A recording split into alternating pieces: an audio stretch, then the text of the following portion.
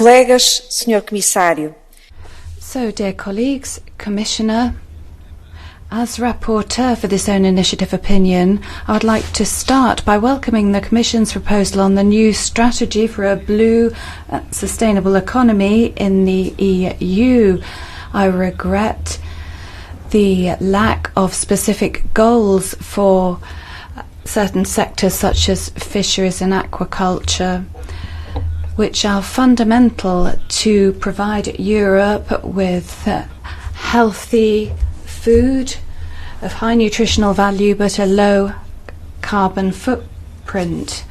The aim is to achieve greater sustainability, and fishers need to really be in the forefront in order to tackle the loss of marine biodiversity, and the economic impact on the sector has to be taken into account. We need innovative activities promoting investment and sustainable solutions in the area of fisheries and aquaculture through funding through the new EMFAF, as well as other programs such as Recovery and Resilience Facility. We shouldn't forget that protected marine areas can be very beneficial for fisheries and sustainability of resources, and investment based on science needs to be made to have protected marine areas which don't just exist on paper but actually guarantee sustainability of resources in the long term and the economic sustainability for all fishers, not just some. Another message I would like to get across has to do with the blue economy. This is quite a broad segment of our economy which covers sectors linked to coastal areas, oceans, seas, production of algae and aquaculture on land.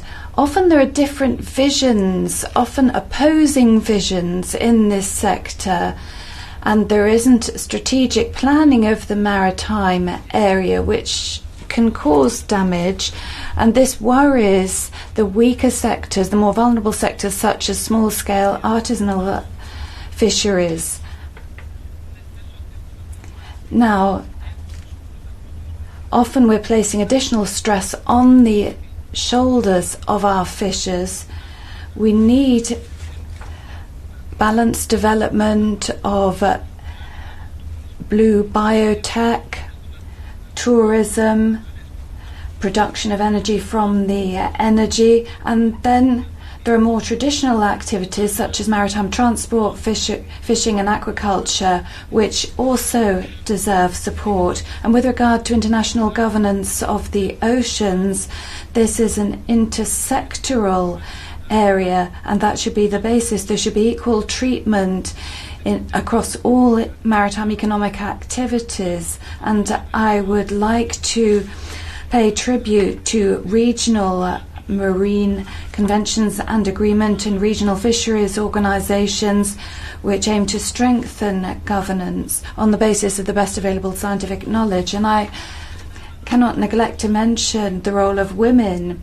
They are fundamental in sustainable fisheries, particularly in the coastal communities, because they need good access to decent conditions of work, greater visibility, and they need to be better represented in decision-making structures and processes. In order to increase competitiveness and economic development of the fisheries sector, we need to pay particular attention to vocational training, lifelong learning, and dissemination of scientific and technical knowledge and innovative practice.